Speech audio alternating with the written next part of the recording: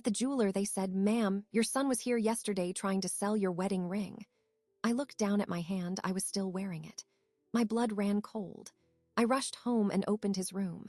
What I found hidden under his bed made me call my lawyer immediately. Subscribe to the channel, leave your like and comment from which part of the world you are watching. Get comfortable and relax. Let's begin. "Ma'am, your son was here yesterday trying to sell your wedding ring." Ms. Ellie's words did not register at first. I heard them as separate units of sound. They entered my ear but did not form a coherent meaning. I stood at the counter of her small, cluttered shop, holding my watch with the broken clasp. The watch was the reason for my visit. The smell of metal polish and old carpet was familiar and comforting. I had come for a routine repair. Then the sentence assembled itself in my mind. It clicked into place with a physical finality. A coldness spread from the center of my chest outward, reaching my fingertips. I looked down at my left hand. My wedding ring was there, as it always was. Its gold band was worn smooth. The small diamond caught the light from the display case. I looked back at Ms. Ellie. Her expression was not one of gossip. It was strained and serious. Her eyes, behind her large glasses, held a genuine alarm. She was not enjoying this. She was delivering a warning. "My son," I said. My voice was flat. It was not a question. "Marcus," Ms. Ellie confirmed. She leaned forward, her hands braced on the glass countertop. "He came in around 4 o'clock. He had a ring. He said it was his mother's and he needed to sell it for a family emergency." I said nothing. The cold inside me was solid now. "He laid it right here," she continued, tapping a spot on the glass. "I picked it up. I know every piece of jewelry I've ever sold in this neighborhood for 40 years, Valerie. I sold this one to Robert. He was so nervous picking it out. I remembered. I knew it was yours." The air in the shop felt thin. I focused on breathing in and out. "What did you tell him?" "I told him I couldn't take it without proof of ownership. I told him to bring you in with him with some ID. He got nervous. He snatched it back and left in a hurry." She paused, watching my face. "I almost called you right then, but I thought I needed to be sure you were still wearing it. I needed to see it for myself." I held up my hand. The ring was a fact. Its presence proved the attempt. Marcus had brought a replica. He had gone to the trouble of having a copy made. This was not an impulse. It was a plan. "Thank you for telling me, Ellie. What are you going to do?" I did not have an answer. My mind was a blank white space. The practical part of me, the part that graded papers and planned lessons, was absent. Only instinct remained. "I need to go home." She reached across the counter and gripped my wrist. Her fingers were strong, her skin papery. "You be careful. This isn't about a ring." I nodded. I took my unrepaired watch back and put it in my purse. The movements were automatic. I turned and left the shop. The bell on the door chimed behind me, a sound usually cheerful. Now it sounded like an alarm. My car was parked 2 spaces down. The early evening was mild. I got into the driver's seat and closed the door. The silence inside the car was absolute. I sat for a full minute, my hands on the steering wheel. I looked at the ring. I tried to summon an emotion: anger, hurt, betrayal. They were concepts locked behind a glass wall. All I felt was the cold and a profound, weary clarity. I started the car and drove. The route home was a series of turns I could make without thought. Tree-lined streets, neat lawns, houses where lights were starting to come on. I drove past the high school where I taught. I drove past the park where Robert and I used to walk with Marcus in his stroller. The normality of the scenery was an affront. My thoughts began to organize. He needed money. That was the foundation. He had dropped out of community college 6 months ago. He said he was looking for a better job. He had been vague, spending more time out of the house. He had a new girlfriend, Tasha. I had met her once. She had a bright, hard smile and eyes that assessed the furniture, the television, the art on the walls. I had given him money for gas, for his phone bill, for what he called opportunities. I had trusted him. He was my son. He was the last piece of Robert I had in the world. That trust had been a gate, and he had walked right through it. I pulled into my driveway. The house was a modest split level, pale yellow with white trim. Robert and I bought it 15 years ago. Every shrub, every repaired shutter held the memory of our labor. It was our sanctuary. I looked at the front door. For the first time, it looked like a boundary that had been breached.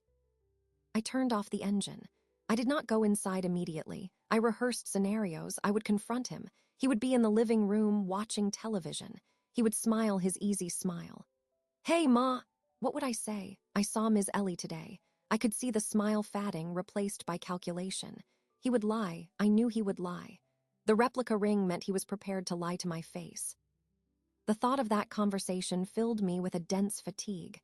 I was not ready for lies. I was not ready for his excuses or his deflection or the anger he would project to cover his guilt. I needed to understand first. I needed to know what I was dealing with. I went inside. The house was quiet and still. "Marcus!" I called out. No answer. I walked through the living room, the dining room, into the kitchen. A dirty plate was in the sink. The house felt empty, but it felt different. The silence was no longer peaceful. It was suspicious. I walked upstairs. His bedroom door was closed. I stood before it. I had always respected his privacy. Robert had insisted on that. "He's a man, Val. Give him his space." I turned the knob. The door was unlocked. The room was as it always was. Somewhat messy, the bed unmade, clothes on a chair. The scent was his deodorant, laundry detergent, the faint, sweet smell of the energy drinks he consumed. It was the smell of my child. I pushed the door fully open and stepped inside. My eyes scanned the surfaces. The desk was cluttered with old notebooks, a gaming headset, a laptop. I did not touch the laptop. I looked at the bed. I knelt and lifted the edge of the bedspread. A few dust bunnies, a lone sock. I looked under the bed itself. There were 2 plastic storage bins. I pulled them out. They were not heavy. The first contained old textbooks and baseball trophies from middle school.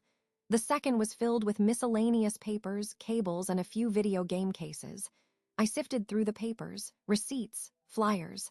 Then my fingers touched something different, a crisp, legal-sized envelope. I pulled it out. It was not sealed. Inside was a sheaf of papers. The top page had a corporate logo. The words residential loan application were printed in bold type. I began to read. My name was on the applicant line, my social security number, the address of my home. The listed asset for collateral was this house. The loan amount was a number that made my vision narrow. At the bottom of the page was a signature. It was a good forgery. It had the general shape of my cursive, but the flourish on the capital V was wrong. I never made it that way. Robert used to tease me about my practical signature. I stared at the signature. I recognized the attempt to mimic my hand. I knew who had practiced it. The coldness in my chest was now a sharp, crystalline structure. It had edges. It had purpose. This was not just about a ring. This was about my home. This was about erasing me. I heard the front door open downstairs, the heavy tread of boots in the hallway. Marcus's voice called up, "Ma, you home?" I did not answer. I carefully placed the loan application back into the envelope. I returned the envelope to the bin and the bin to its place under the bed. I stood up. I brushed the dust from my knees. I looked at my reflection in his dark computer monitor. My face was calm. It was a teacher's face, composed for a difficult parent conference. I left his room, closing the door behind me. I walked to the top of the stairs. He was in the kitchen, opening the refrigerator. "I'm here," I said. He looked up and smiled. "Hey, what's for dinner?" I descended the stairs slowly, one step at a time. I kept my hands at my sides. The weight of my wedding ring on my finger felt immense. It was no longer just a symbol of love lost. It was a measure of what was still left to lose, and the first evidence of a war I had not known I was fighting. I told him I would make spaghetti. It was a neutral choice, a meal that required little conversation. I moved around the kitchen, filling a pot with water, gathering ingredients from the refrigerator. My hands performed the tasks without my conscious direction. My mind was elsewhere, cataloging every detail of the document I had seen. Marcus leaned against the counter, scrolling through his phone. He seemed relaxed, unaware. The casualness of his posture was a calculated insult. I watched his face in my peripheral vision. He was my son. I had known every expression since his birth. I could see the tension around his eyes, the slight stiffness in his shoulders.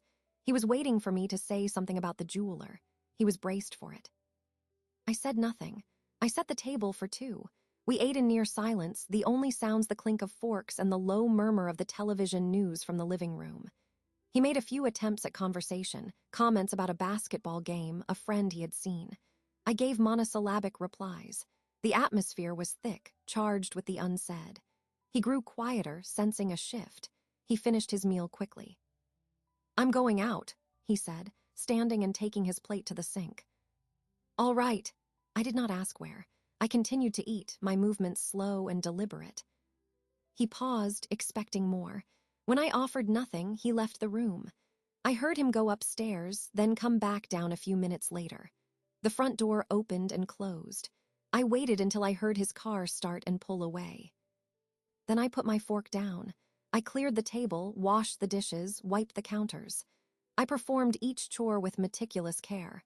I needed my hands to be steady. I needed my mind to be clear. When the kitchen was spotless, I went upstairs. I went directly to his room. This time, I turned on the overhead light. I did not hesitate. I went to the bed and pulled out the storage bins again. I removed the envelope containing the loan application and set it aside on the desk. Then I began a systematic search of the bin's contents. Beneath a stack of old cell phone bills, I found a small, folded square of paper. It was a receipt from a pawn shop called Quick Cash, located in a part of the city I never visited. The date was from 3 weeks prior. The item listed was men's gold cufflinks. The price paid was a shockingly low figure. My father's cufflinks. Robert had inherited them, and they were stored in my jewelry box. I had not worn them, but I had looked at them occasionally. They were a tangible link to a man I had barely known, passed to the husband I loved. I stood and went to my bedroom. I opened my jewelry box on the dresser. The small velvet pouch was gone. I returned to his room. My breathing was even, but my heart was a hard, cold stone in my chest. I continued searching the bin. I found 2 more receipts from the same pawn shop. One for a silver picture frame. My wedding photograph had been in it. Another for a pearl necklace that had belonged to Robert's mother. Each transaction was for a fraction of the item's worth. Each receipt was a small, neat record of a betrayal. I placed the pawn tickets next to the loan envelope. Then I took the loan application out and examined it page by page. It was complete. All my personal information was correct. The forged signature was on multiple pages. There was a second signature line for a co-borrower. That line was blank. He had not tried to forge Robert's signature. That would have been a step too far, even for him. Or perhaps the lender did not require it. I read the fine print. The loan was a short-term, high-interest product. The repayment schedule was impossible on my teacher's salary. The only conceivable outcome was default, and the collateral was clear. They would take the house.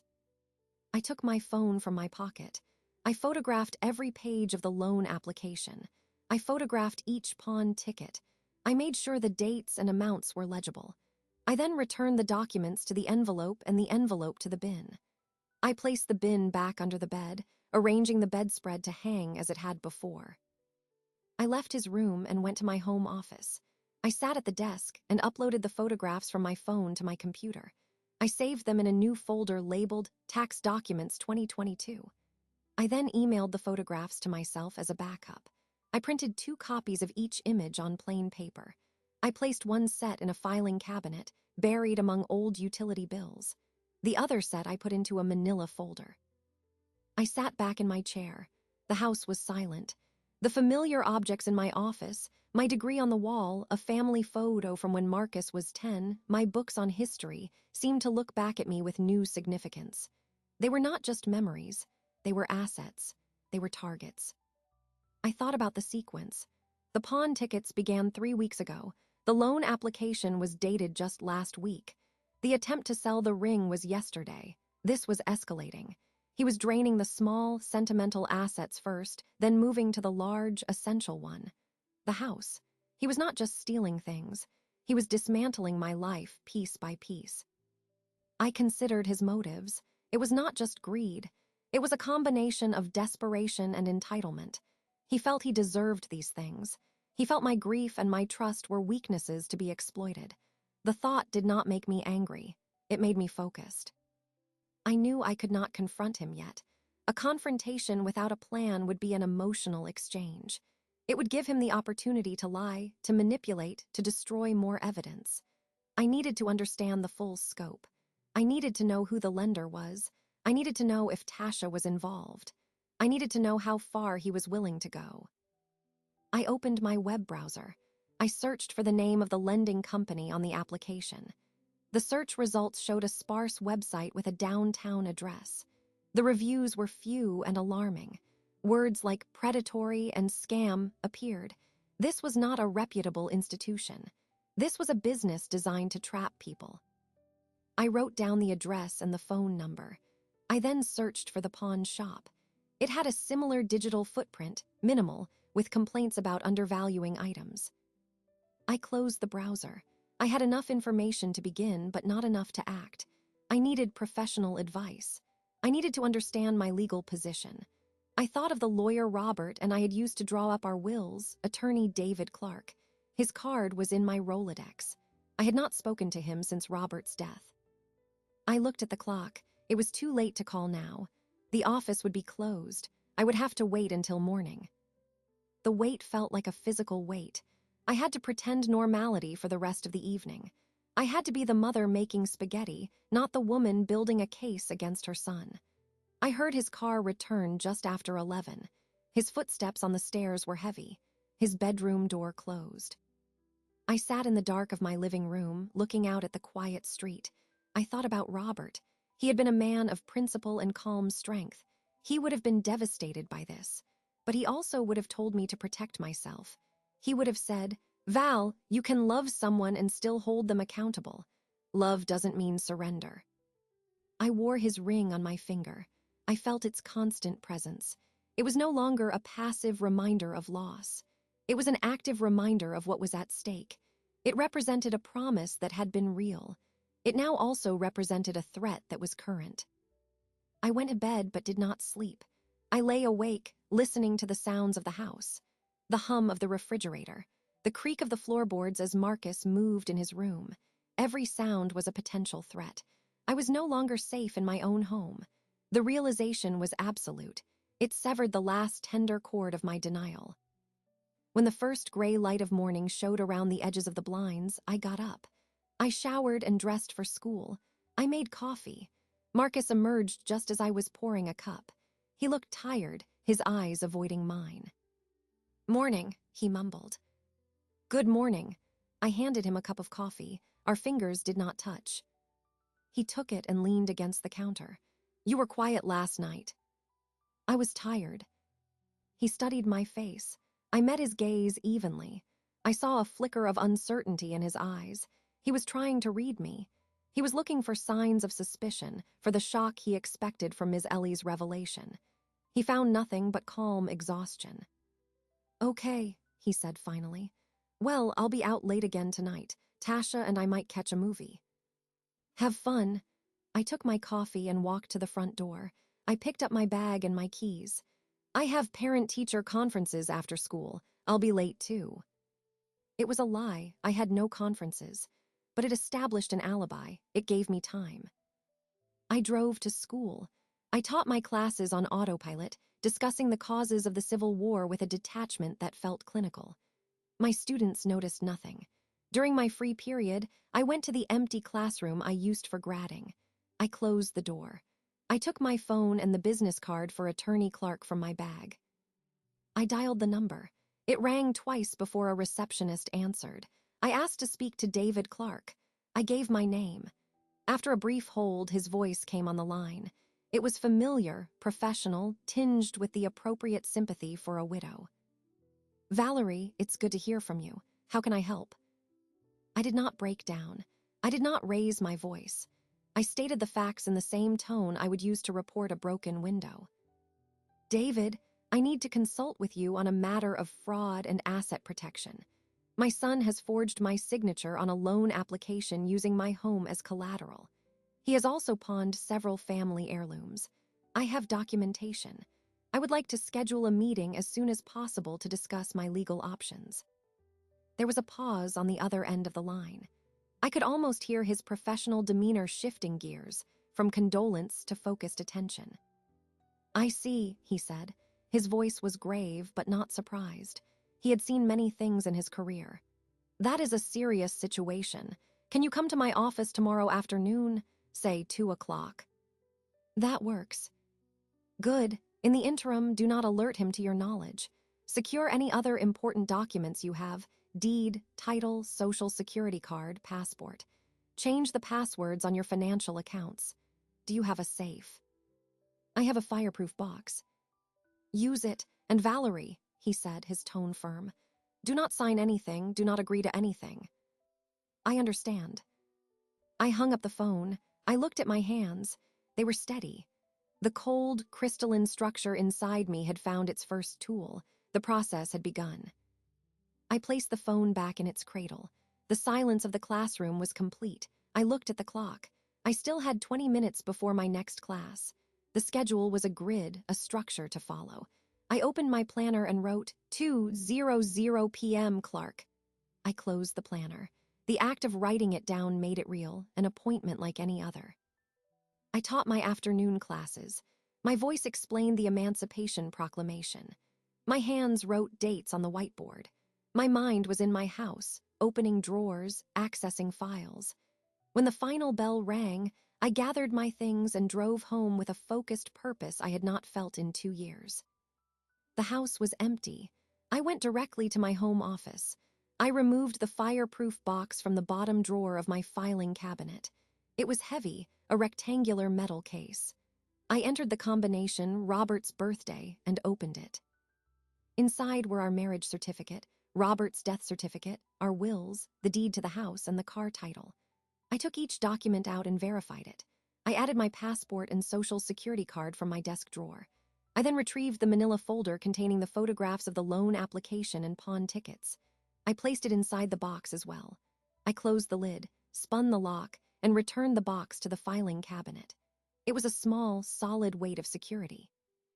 Next, I went to the kitchen. I took my laptop from my bag and logged into my online banking. I changed the password to a long, random sequence of letters, numbers, and symbols that I wrote down on a fresh sheet of paper. I did the same for my retirement account, my credit card portals, and my utility accounts.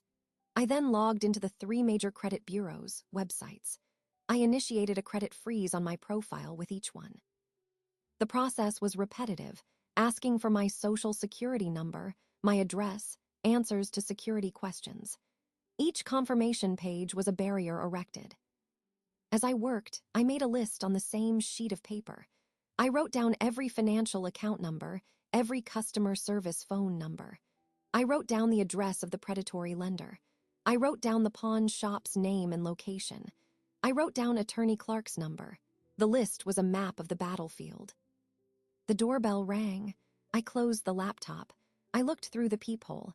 It was a uniformed locksmith, a man in his 50s with a toolbox.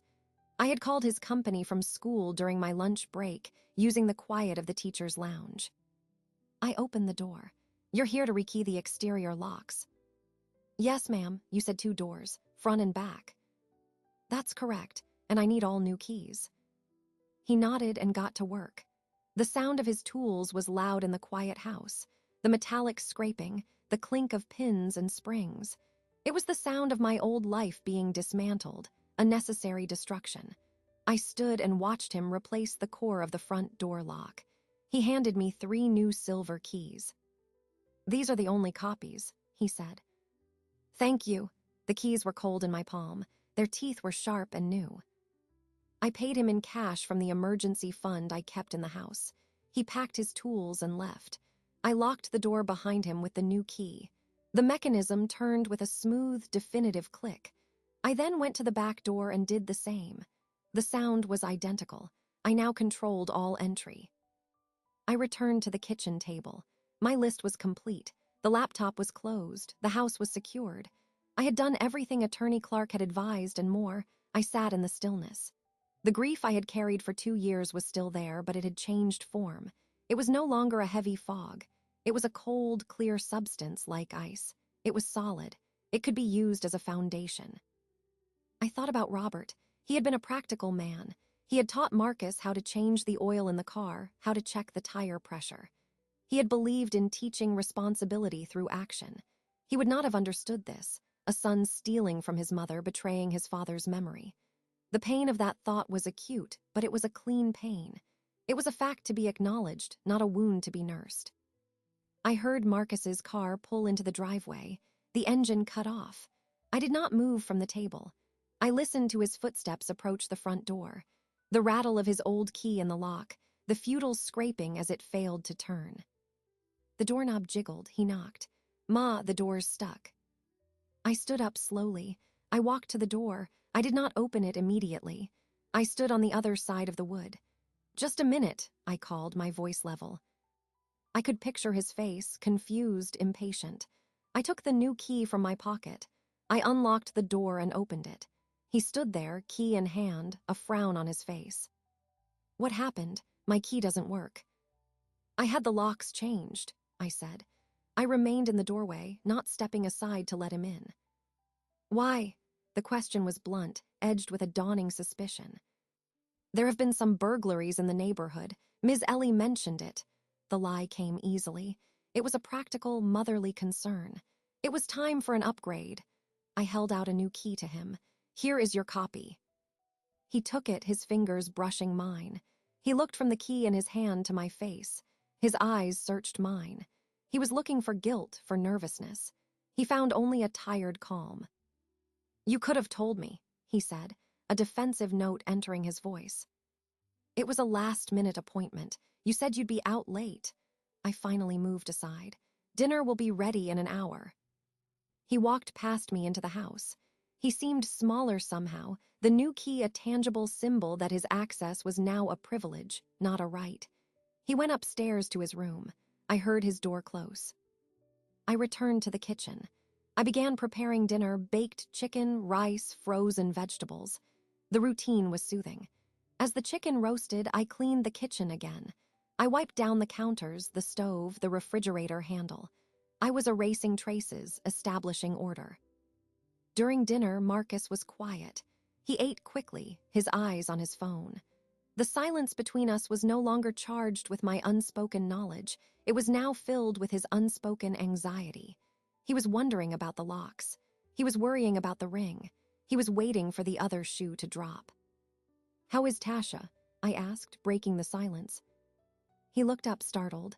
"She's fine." "What does she do for work again?" "She's between things right now, looking for a management position." His answer was vague. He took a drink of water. "Why?" "Just curious. You spend a lot of time with her. I should get to know her better." I said this without inflection. It was a statement of fact, not an invitation. He shifted in his chair. "Yeah, maybe." He finished his meal and took his plate to the sink. "I'm going out." "Don't forget your new key." He patted his pocket. "I got it." After he left, I finished cleaning the kitchen. I reviewed my list. I had done all I could do alone. The next step required the law. The meeting with Attorney Clark was tomorrow. I felt a sense of anticipation, but it was not anxiety. It was the focused readiness of a student who has done all the reading, waiting for the exam to begin. I went to bed early. I lay in the dark, listening. The house was quiet, sealed with new locks. The financial accounts were frozen. The evidence was secured. The cold, clear substance inside me had crystallized into a plan. The feeling was not happiness. It was capability. For the first time since Robert's death, I was not reacting to loss. I was acting to prevent it. The vengeance was not in shouting or accusations. It was in the quiet click of a new lock, the impersonal freeze of a credit line, the precise language of a legal appointment. It had begun with a ring, but it would not end with one. The meeting with Attorney Clark lasted 1 hour and 17 minutes. I sat in a leather chair across from his wide, neat desk. The office was quiet, the air cool and still. I handed him the manila folder. He put on reading glasses and examined each photograph without expression.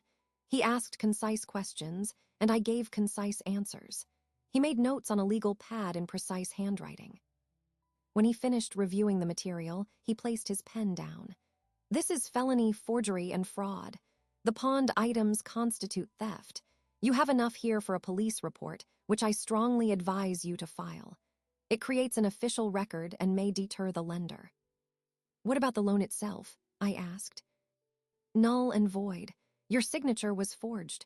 No reputable institution would touch it, but this company, he tapped the logo on the photograph, is not reputable.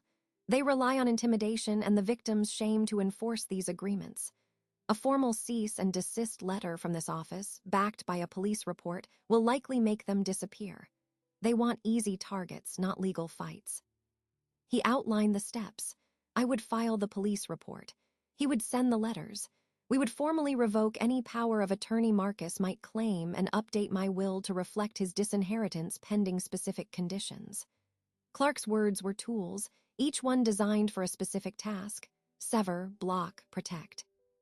What about my son? I asked. My voice was neutral. That is your decision. The legal actions will have consequences for him. The police may choose to press charges. You can decide whether to advocate for that or not.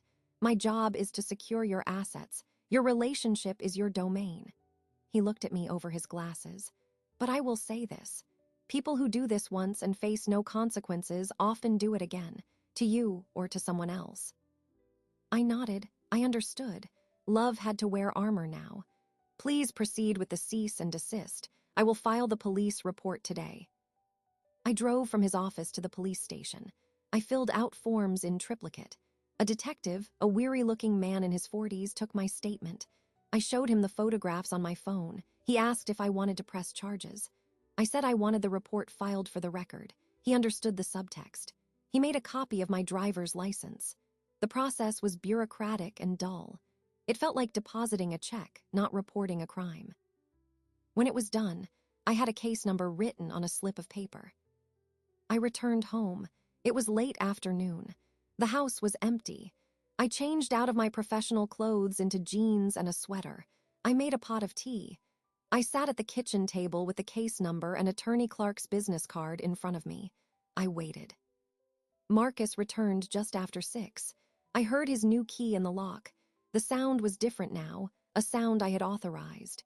He came into the kitchen, dropping his backpack on the floor. "Hey," he said, heading for the refrigerator. "Marcus, we need to talk." He stopped. He turned to look at me. My tone had been calm, but it was a command, not a request. He closed the refrigerator door without taking anything. "About what?" "Sit down, please." He hesitated, then pulled out the chair opposite me. He sat. His body language was defensive, arms crossed over his chest. I did not raise my voice. I began with facts, as I had with Attorney Clark. 3 days ago, you went to Ms. Ellie's jewelry shop. You tried to sell her a replica of my wedding ring. Last week, you forged my signature on a loan application for this house. Over the past month, you have pawned your grandfather's cufflinks, our wedding photo frame, and your grandmother's pearl necklace. I slid the printed photographs of the pawn tickets across the table. Then I placed the slip of paper with the police case number next to them. I have filed a police report for the forgery and the theft. My lawyer is sending a cease and desist letter to the lending company. His face went through a series of transformations. First, shock that I knew. Then, a flush of anger. Then, a calculated panic. His eyes darted from the papers to my face. "It's not what you think," he said quickly. "What is it?" "Tasha, she knows people. She said it was just a formality, a bridge loan. We were going to invest it, double it, and pay it back before you even noticed. It was for us, for our future." The words tumbled out, practiced and slick. "You forged my name." "You would have said no. You never want to take a risk. You just live in this house like a museum, holding on to dead people's stuff." His voice rose, the guilt transforming into aggression. "The pawned items were dead people's stuff. My wedding ring is dead people's stuff. This house is dead people's stuff. Is that it?" My voice remained level. It infuriated him. "Dad would help me," he shouted, slamming his hand on the table. "He would understand I need a start. He wouldn't just sit here and grieve and do nothing." The air left the room. His words hung between us, cruel and deliberate. I felt them like a physical blow, but I did not flinch. I had expected this tactic. It was his ultimate weapon. I looked at him, at the young man I had raised, now twisted by entitlement and manipulation. Your father would be ashamed of you. He recoiled as if I had struck him. His mouth opened, but no sound came out.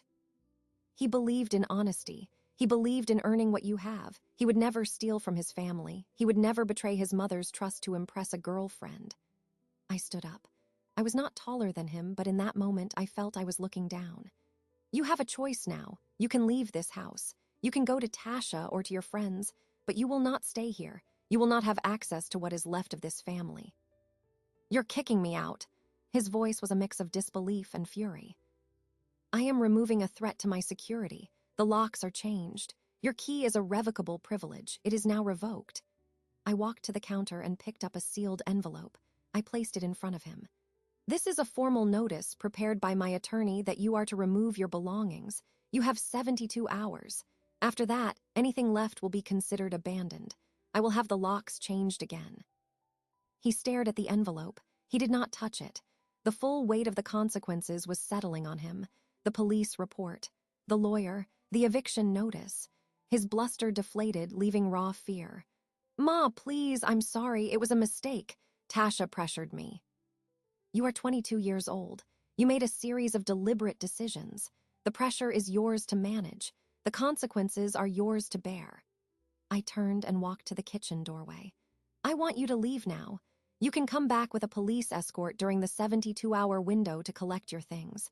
Do not contact me unless it is through Attorney Clark. I left him sitting at the table. I went into the living room and sat on the sofa. I picked up a book and opened it. I did not read. I listened. I heard the scrape of his chair. I heard him pick up the envelope. I heard his footsteps, slow and heavy, cross the kitchen floor. He paused. I did not look up. The front door opened. He stood there for a long moment. Then the door closed. The new lock clicked into place, a solid, final sound. I placed the book on my lap. I looked at my hands. They were steady. The confrontation was over. The fracture was complete. There was no yelling, no tears, no dramatic plea for understanding. There had been only facts, documents, and the immutable law of consequences. The house was silent. It was my house again. The silence was no longer suspicious. It was simply quiet. It was the quiet after a storm has passed, when the landscape is altered and you must begin to assess the damage and rebuild. I felt a profound exhaustion, but beneath it, a firm and unshakable ground. I had drawn the line. He had chosen to step over it. Now we both lived on opposite sides. I did not sleep well that night. The quiet of the house was a new kind of silence, one I had chosen, but it was not peaceful. It was a listening silence. Every creak of the floorboards, every hum of the furnace felt like an absence. I got up at dawn. There was no need to make extra coffee, no need to consider what to cook for dinner for two. The simplicity was stark. I dressed and went to school. The routine was a necessary anchor. In between classes, I called Attorney Clark from the empty classroom. I informed him that Marcus had been served the notice and had left the premises. Good, he said. The cease and desist letter to the lender went out via certified mail this morning. I'll forward you the tracking number. Have you heard from your son? No. Expect attempts at contact. Guilt, anger, negotiation. Refer him to me. Do not engage directly. It's important you maintain that boundary now. I agreed. After hanging up, I sat at the desk. The legal process was in motion, a machine with its own momentum.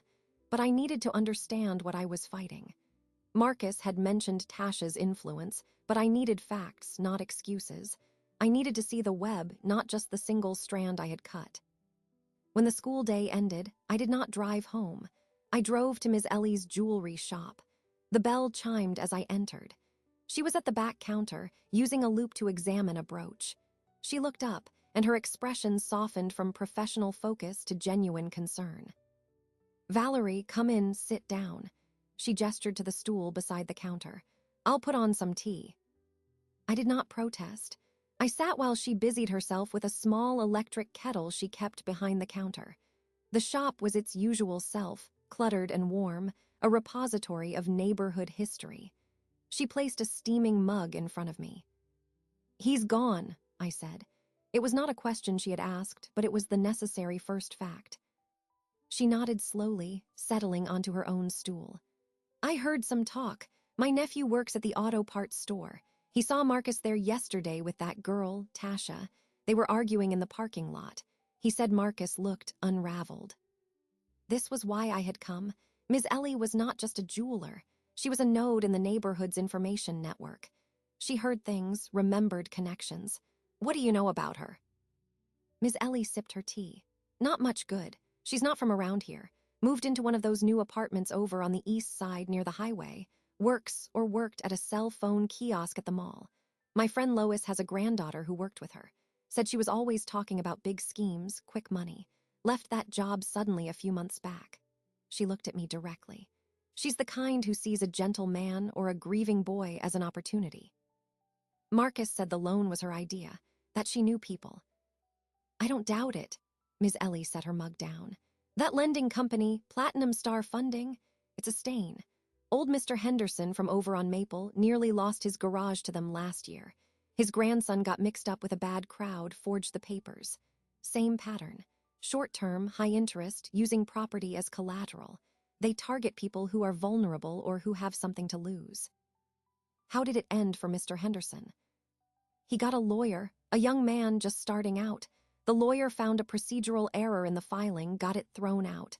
But it cost Henderson most of his savings in legal fees. He's still recovering." She reached across the counter and touched my hand. "You have a good lawyer, a seasoned one. That's your advantage." "What about the pawn shop? Quick cash?" Her mouth tightened in distaste. "A front. They've been cited twice for failing to report transactions. The police know about them.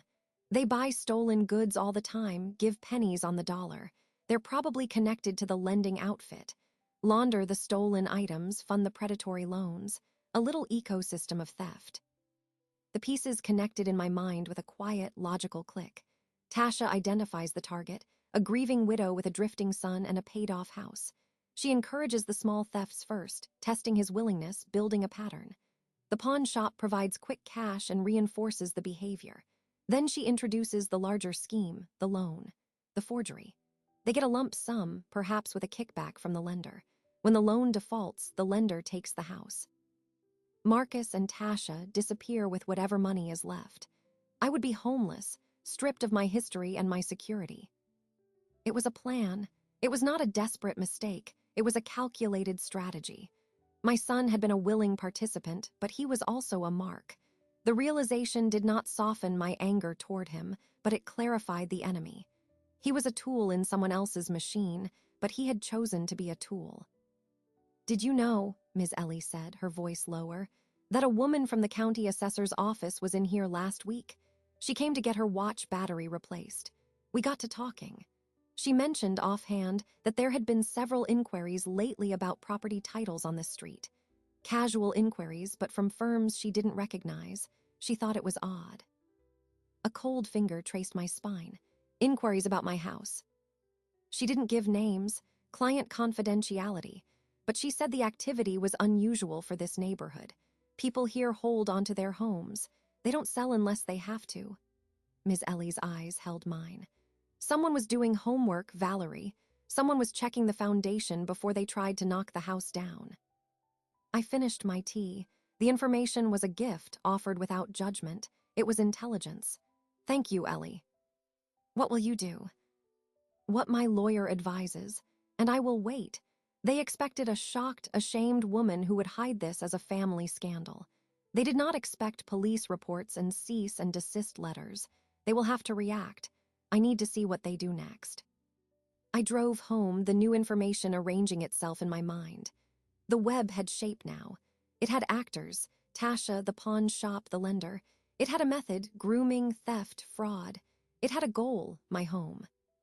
When I pulled into my driveway, I saw a figure sitting on my front porch steps. It was not Marcus. It was a young woman. She stood as I got out of the car. She was tall, sharply dressed in clothes that were trendy but looked cheap up close.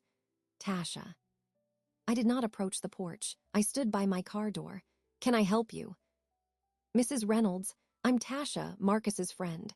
She offered a smile that did not reach her eyes. I know who you are. What do you want? The smile faltered. I wanted to talk to you about Marcus. He's really upset. He's staying with me, but he's a mess. He loves you. This is all a huge misunderstanding. The police and my lawyer understand the situation clearly. If Marcus has something to say, he can contact attorney David Clark. I recited the phone number. Do you need me to repeat it? Her posture stiffened. The pleasant facade melted away, revealing a hard, calculating expression. You're making a big mistake. Marcus is your son. You're throwing him away over some paperwork. I am protecting my property from fraud and theft. Marcus made his choices. You seem deeply involved in those choices. I suggest you advise him to cooperate with the legal process. I began walking toward the porch, my new key in hand.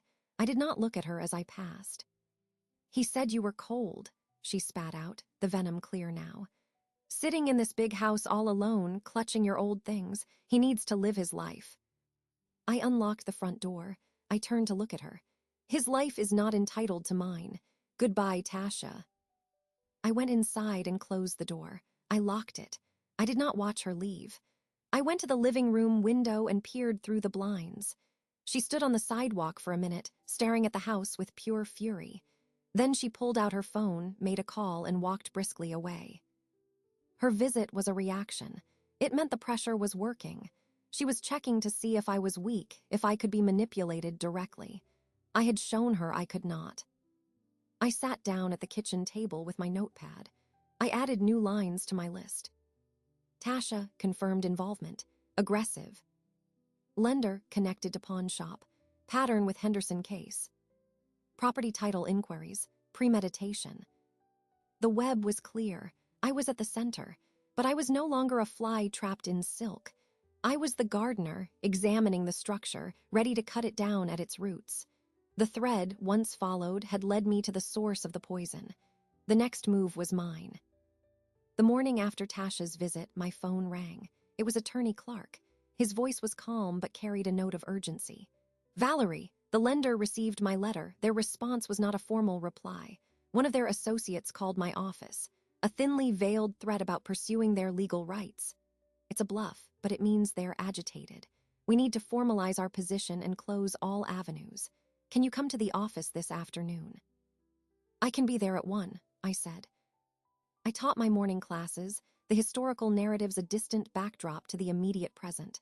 During my lunch period, I called the police detective from a quiet corner of the library. I gave him Tasha's full name and the make of her car, which I had noted during her visit. I told him she had approached me at my home in an attempt to dissuade me from the legal process. He noted it and said it would be added to the file. It shows a pattern of intimidation, he said. Good that you're documenting everything. At 1 o'clock, I was seated again in David Clark's office. The room felt different this time. It was no longer a place where I was reporting a crime, but a command center where we were planning a defense, a strategy. Clark had a new folder on his desk, thicker than the one I had brought. I've done some digging on Platinum Star Funding. It's a shell company. The principal is a man with a record for fraud, but nothing that's stuck. They operate on the edge of the law, relying on fear and ignorance. Your police report and our letter have pushed them from the shadows. They don't like the light. He opened the folder. We have 3 objectives. 1, eliminate the immediate threat of the fraudulent loan.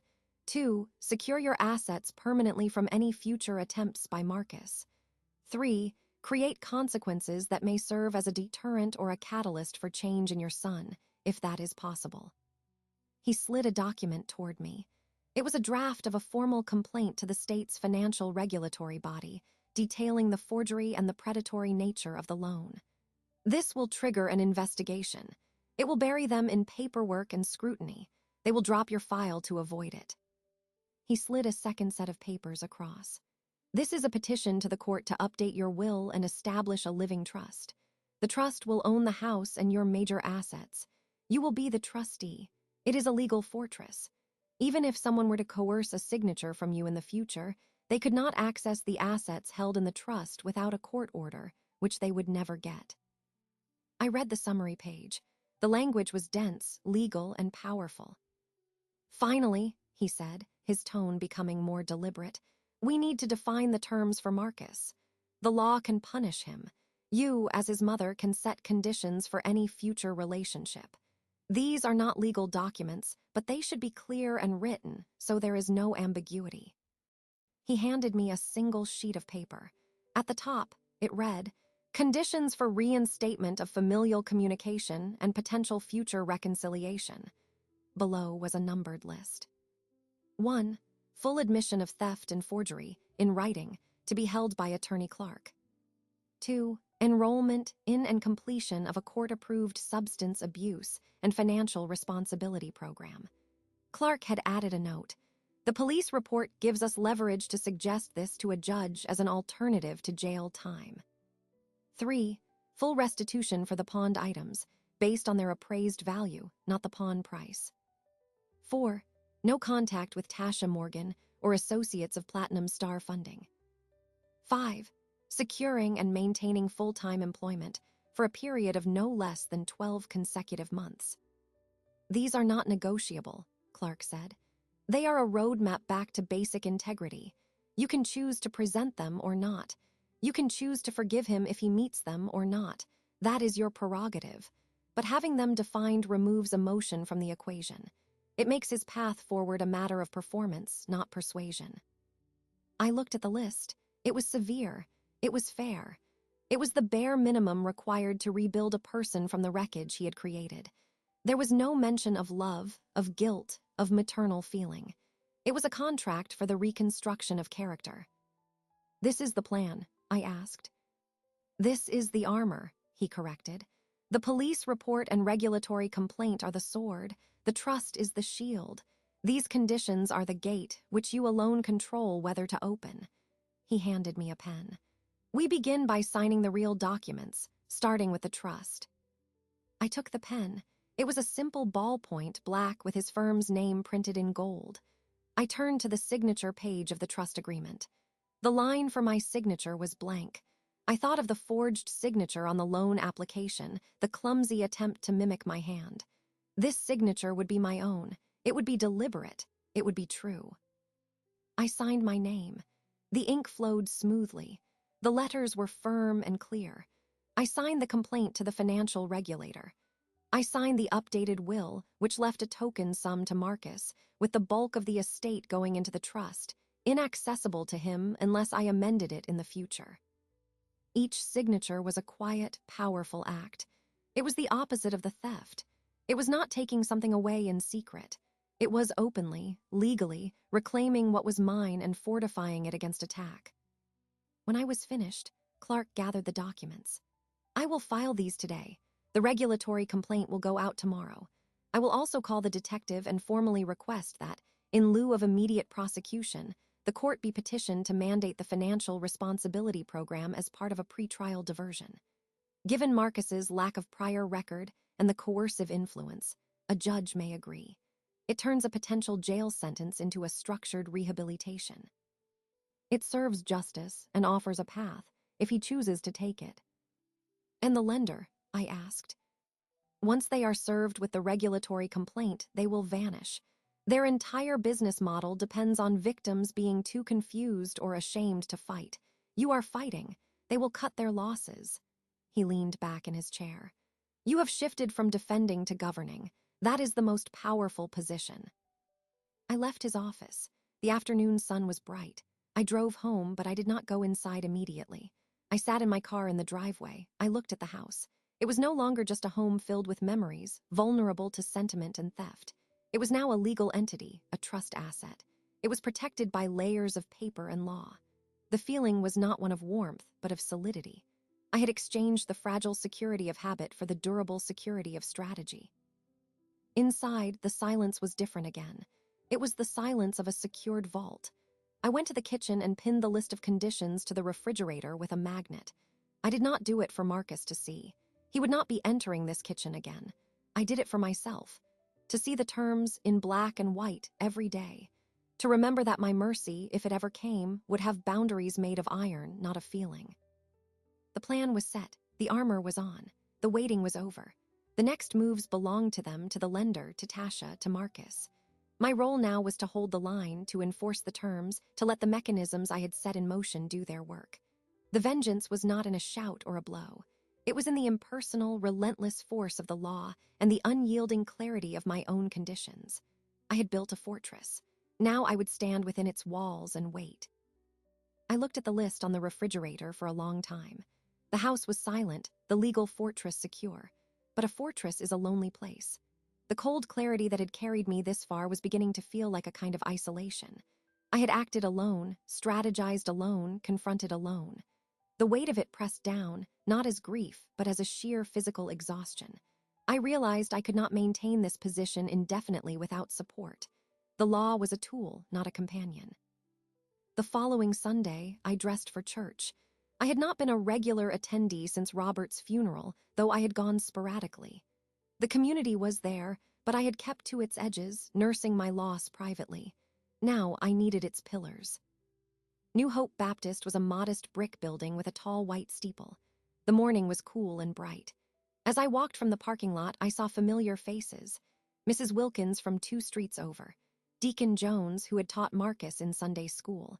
They nodded and smiled, their expressions holding a gentle concern. News, I knew, had a way of traveling. Ms. Ellie was a deaconess. She would not have gossiped, but a look, a whispered prayer request would have been enough. I took a seat near the back.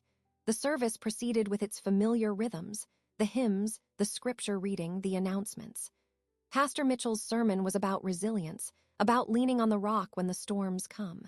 He did not look at me, but his words felt directed at the space I occupied. He spoke of community as a living wall, each person a stone supporting the other. When the service ended, I moved with the crowd toward the fellowship hall for coffee. I was stopped by a hand on my arm. It was Sister Clarice, a woman in her late 60s with a kind, unassuming face. Her husband had died 5 years ago. "Valerie, honey," she said, her voice low. "We've been praying for you." "Thank you, Sister Clarice." She nodded, her eyes holding mine. "My Raymond Jr., God rest his soul, got mixed up with some bad credit people after his father passed. Tried to put my name on things. It's a particular kind of hurt when it's your child." She squeezed my arm. "You come see me if you need to talk. No details necessary." Before I could respond, Deacon Jones approached. "Sister Reynolds," he said, his voice a quiet rumble. "The men's group does a neighborhood watch drive on Tuesday and Thursday evenings. We've added your street to the route, just so you know." This was not an offer of pity. It was a statement of fact. The community was extending its perimeter to include me. "I appreciate that, Deacon." I poured a cup of coffee.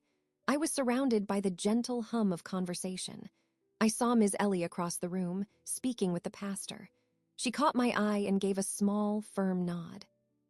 I was approached by 2 other women, mothers of former students. They did not ask about Marcus. They asked how I was holding up. They mentioned they were making extra portions of dinner this week and would drop some by. They said it matter-of-factly, as if it were a routine exchange, not a charity. "Lois is making her chicken and dumplings on Wednesday," one said. "She'll bring a tray."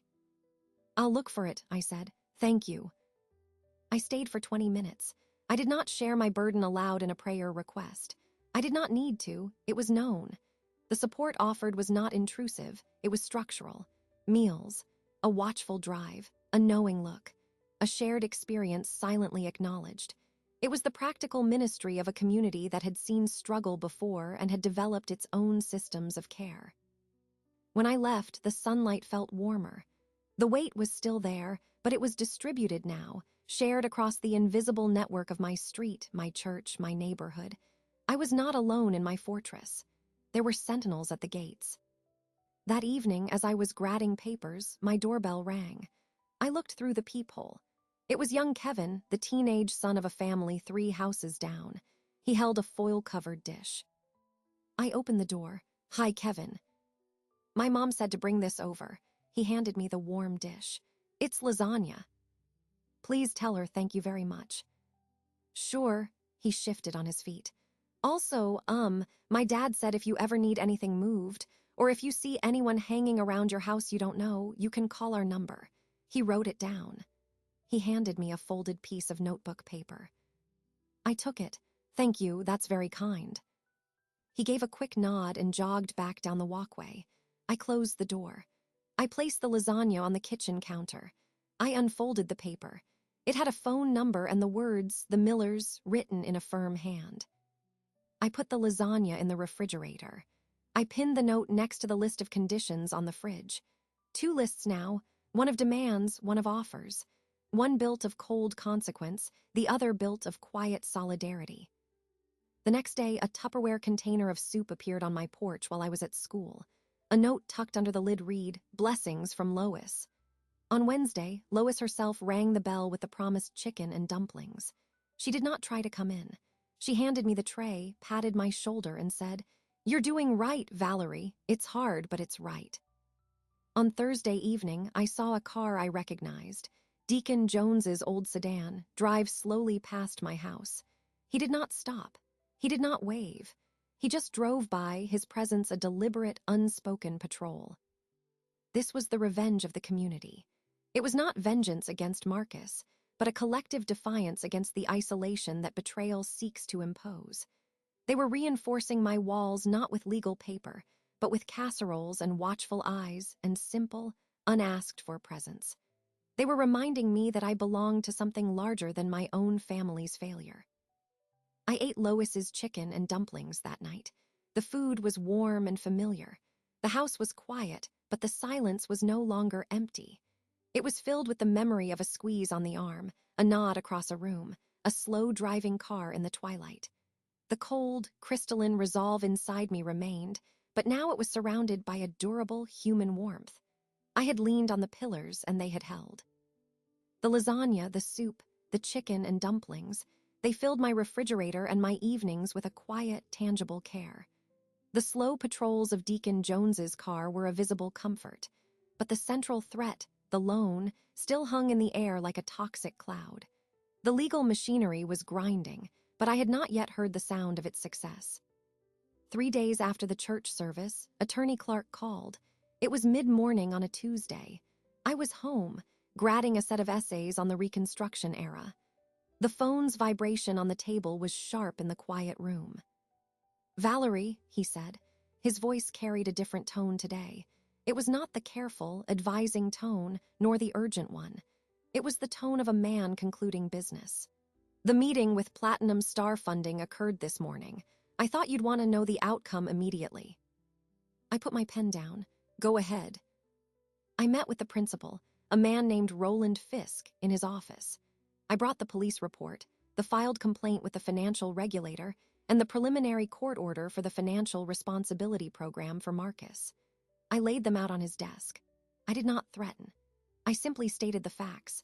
The signature was a felony forgery, the victim was pursuing all legal avenues, and the state would now be auditing his business practices due to the complaint. Clark paused, and I could almost see the scene in the sterile office he described. He blustered at first. Standard denials.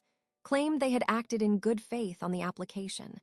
Then I showed him a photograph of the forged signature next to your real one, which you signed on our documents. The difference was obvious, even to him. I then mentioned that my client's community was now aware of their practices, and that several other individuals who had been similarly targeted were considering coming forward. I named Mr. Henderson. "What did he say?" I asked, my voice flat. He said nothing for a full minute. He looked at the regulator complaint. Then he stood up, went to a filing cabinet, and pulled out a folder. He took out the original loan application, the one with the forgery. He tore it in half, then in half again. He dropped the pieces into a shredder next to his desk. He said, "Consider the matter closed. We have no further interest in the property." I had him sign a prepared letter of release, acknowledging the loan was null and void due to fraudulent documentation. I notarized it on the spot with a traveling notary I had brought with me. The relief that washed over me was not warm. It was a sudden, profound absence of pressure, like a heavy weight lifted from my chest, allowing me to take a full breath for the first time in weeks. "So it's done." "It's done, the house is clear, they will not contact you. If they do, you refer them to me and we will sue for harassment. I have the signed release. They are predators. They survive by preying on the weak. You demonstrated strength and they retreated. It is their nature. I looked out the window at my front yard. The grass needed cutting. A simple, mundane task. My house was still mine. The lender, the shark in the shadows, had been met by a bigger shark and had fled. The victory was absolute and quiet. "Thank you, David." "There's more," he said. "The detective called me as well. The pawn shop, Quick Cash, was raided by police this morning. Unrelated to our case, a trafficking investigation. But they seized all their records. The detective said your items are listed in their log. They will be held as evidence, but he believes they can be returned to you eventually. There will be paperwork." The cufflinks, the frame, the necklace. They were not lost forever in the underworld of Quick Cash. They were in a police evidence locker, frozen in bureaucracy, but they existed. They could possibly come home. That is good to know. The net is closing, Valerie. The external threats are being neutralized. The internal threat, Marcus, is now the sole remaining variable. Have you heard from him? No, not directly. He will. Desperation is setting in. His accomplice, Tasha, has no more use for him. The money source is gone. The plan has collapsed. He will be looking for a lifeline. Remember, your terms are on the refrigerator. Do not offer him anything less. I hung up the phone. I sat at the table for a long time. The graded essays were a blur. The primary threat to my home was gone, dismantled in a meeting I had not even attended. My revenge had been executed by proxy through the cool, professional application of the law. I felt a surge of something, not joy, but a fierce, solid pride in my own agency. I had not cowered. I had not hidden my shame. I had gathered the proper tools and I had fought and I had won. I stood up. I walked through my house. I touched the walls in the living room. I looked at the spot on the bookshelf where the silver frame had been. The absence was still there, but it was no longer an open wound. It was a scar that had begun to heal, now with the promise of being filled. That afternoon, I did something I had not done in a long time. I went outside and began to weed the flower bed along the front walk. The sun was on my back. The physical work felt good, a deliberate tending to something that was mine. Mrs. Wilkins walked by with her small dog. "Afternoon, Valerie," she called. "Good afternoon, Sarah." I sat back on my heels. "Lovely day." "It is indeed." She smiled and continued on her way. It was a normal exchange between neighbors. It felt monumental. As I worked, I considered Marcus. Clark was right. He would come. The collapse of his scheme would leave him stranded. Tasha would discard him. The gravity of his actions would finally hit him without the buffer of her manipulation or the promise of easy money. He would be alone, facing the consequences. He would look for the easiest way out. That way would be me. But I was no longer the soft landing he remembered. I was the author of the list on the refrigerator. I was the client who had empowered a lawyer to tear up a fraudulent loan. I was the woman whose community brought her lasagna and patrolled her street. I was not the same mother who had handed him gas money with a trusting smile. I finished weeding and went inside to wash my hands. I looked at the list of conditions, now flanked by the miller's phone number. The victory over the lender was one battle. The war for my son's soul, if such a war could even be fought, was another. But the power dynamic had permanently shifted. I held all the cards now, legal, financial, moral. He had nothing but his need. I felt a calm certainty. When he came, I would be ready. I would not shout. I would not cry. I would state the terms, the non-negotiable map out of the wilderness he had chosen. The choice to follow it would be his. That was the final and most precise form of my revenge, offering him a chance at redemption, but on my terms, with my walls high and my gates locked. The ball was now in his court, and the court was mine. He came 2 days later. I was not surprised. The timing felt inevitable, like the final piece of a mechanism clicking into place. It was early evening. I was reading in the living room when I saw his car, the same one I'd helped him buy, pull up to the curb. He did not park in the driveway. That space was now implicitly forbidden. I watched him get out. His posture was slumped. His clothes were wrinkled. He walked slowly up the path to the porch. He did not ring the bell immediately. He stood there for a moment, head down. I closed my book. I stood up. I did not hurry. I walked to the front door and opened it before he could ring. He flinched at the sudden movement. He looked terrible. There were dark circles under his eyes. His face was pale, and he had lost weight. The charming, careless boy was gone, replaced by a hollowed-out young man radiating shame and desperation. "Ma," he said. The word was a croak. I did not step aside to let him in. I remained in the doorway. "Marcus." "Can I come in, please? We need to talk." "We can talk here." I gestured to the porch. There were 2 wicker chairs. I sat in one. After a hesitation, he sank into the other. The door remained open behind me, a clear line I would not let him cross. He stared at his hands, which were trembling slightly. "Tasha's gone. She cleaned out the money we had left and took off. The loan people won't return my calls. A cop came to where I was staying, asked questions about the pawn shop." He looked up at me, his eyes pleading. "I have nowhere to go." I said nothing. I waited. "I messed up. I know I messed up. I was stupid. She made it sound so easy. I just wanted." He trailed off, unable to articulate what he had wanted that justified what he had done. "You wanted my house," I said, my voice quiet and even. "You wanted my wedding ring. You wanted your grandfather's cufflinks. You had a plan to take them, and you executed it." He winced. "It wasn't like that." "It was exactly like that. The paperwork, the forgeries, the pawn tickets, they are facts. Your feelings are not relevant to the facts." He looked down again, defeated by my calm. "What are you going to do?" "I have already done it. The loan is nullified. The police have the pawn records. My assets are secured in a legal trust. You cannot touch them." I leaned forward slightly. "The question is not what I am going to do. The question is what you are going to do." A flicker of hope sparked in his eyes, misplaced hope. He thought I was offering a rescue. I reached into the pocket of my cardigan and pulled out a folded piece of paper. It was a clean copy of the list from the refrigerator. I unfolded it and held it out to him. He took it. "These are my terms," I said. "They are not negotiable. They are the only path that leads back to any possibility of a relationship with me. They are not about forgiveness. They are about demonstrating a fundamental change in character." He read the list. His lips moved slightly as he absorbed each numbered point. The admission, the rehab program, the restitution, cutting ties with Tasha and the lenders, a year of stable employment. The hope in his eyes died, replaced by a dawning horror at the scale of the demand. "This is impossible," he whispered. "Then you have made your choice. You want me to go to rehab. I'm not an addict. The program is for substance abuse and financial responsibility. Your addiction was to easy money and bad company. The court will mandate it if you want to avoid jail time for the forgery. Attorney Clark has arranged the option. It is a gift, Marcus, one you do not deserve." He stared at the paper as if it were written in a foreign language. "Restitution? I don't have that kind of money." "You will have to earn it. That is the point."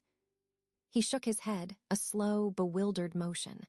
"Why are you doing this? Why won't you just let me come home?" I said I was sorry.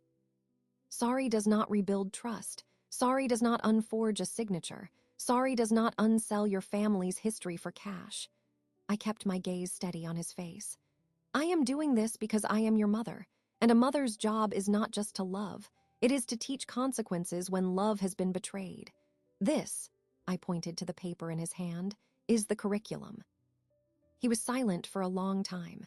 The evening sounds of the neighborhood filled the space between us, a lawnmower in the distance, a child calling out, normal life continuing. He was outside of it. "What if I can't do it?" he finally asked, his voice small. "That is your decision. But if you do not, you will not see me again. You will not enter this house again. You will be a stranger to me. I will change my will to permanently exclude you. I will live my life and you will live yours apart." I said it without malice. It was a simple statement of future reality. Tears welled in his eyes, but they were tears of self-pity, not remorse. I could see the difference. He was not crying for the pain he caused me. He was crying for the difficulty of the path ahead.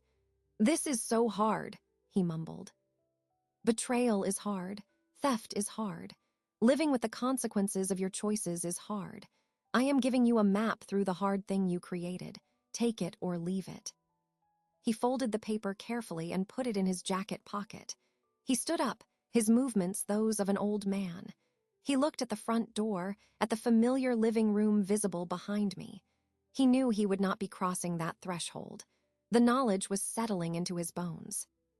"Where will I go tonight?" he asked, not looking at me. "That is your problem to solve. You are 22. You made the choice to burn your bridges. Now you must build a new one plank by plank, start with a shelter, then a job, then the program." He nodded, a jerky, defeated motion. He turned and walked slowly back down the path to his car. He did not look back. I watched him get in and drive away. I remained on the porch for a while. The air was cool. I felt no triumph. I felt a profound and weary sadness, but it was a clean sadness. It was the sadness of a surgeon after a necessary amputation. The limb was gangrenous. It threatened the whole body.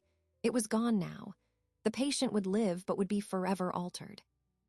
I went inside. I closed the door. I locked it.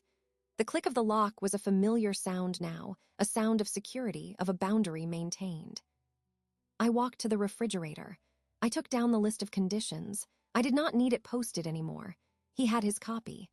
I filed it away in my office with the other documents, the police report, the trust papers, the lender's release. It was now part of the archive of this war. The ultimatum had been delivered. The power dynamic was permanently reversed. He was no longer the beloved son who could take because he was given. He was a petitioner, and I was the gatekeeper. The terms were strict, the path was narrow, and the choice was entirely his. My revenge was complete.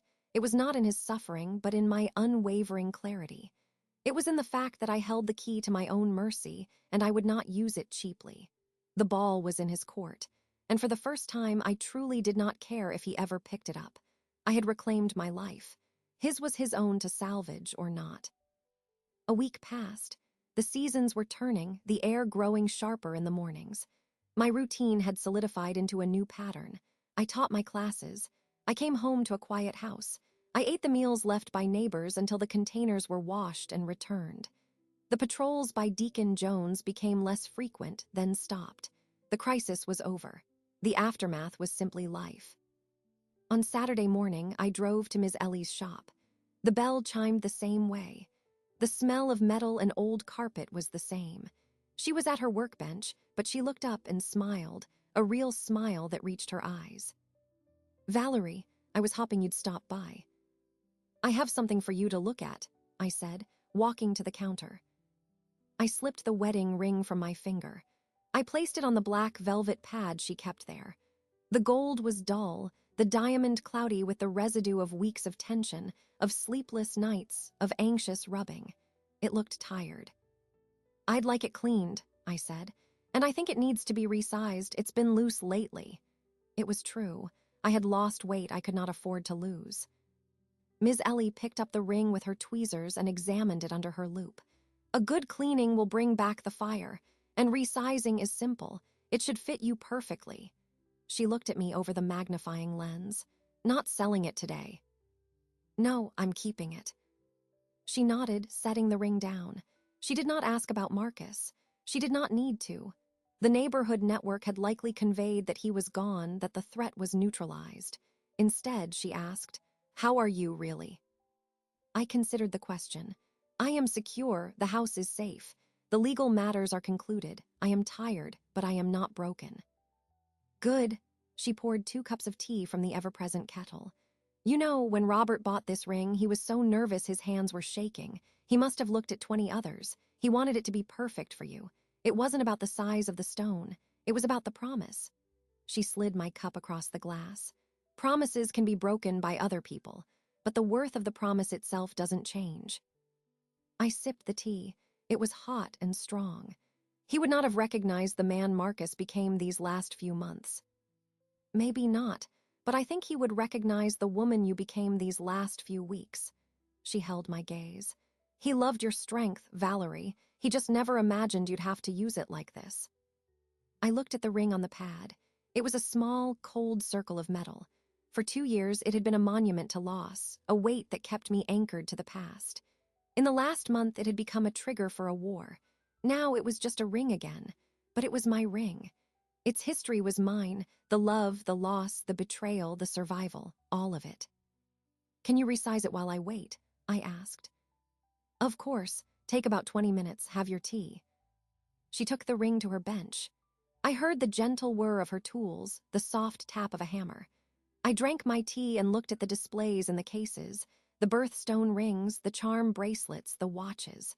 Ordinary pieces of people's lives, marking time, celebrating love, honoring memory. Ms. Ellie returned. She held the ring up. It gleamed under the lights. The gold was bright, the diamond clear and sharp. She handed it to me. "Try it on." I slid it onto my finger.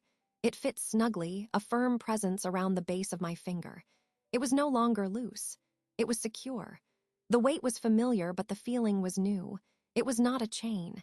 It was a piece of myself, restored and fitted to who I was now. "Perfect," I said. "Good."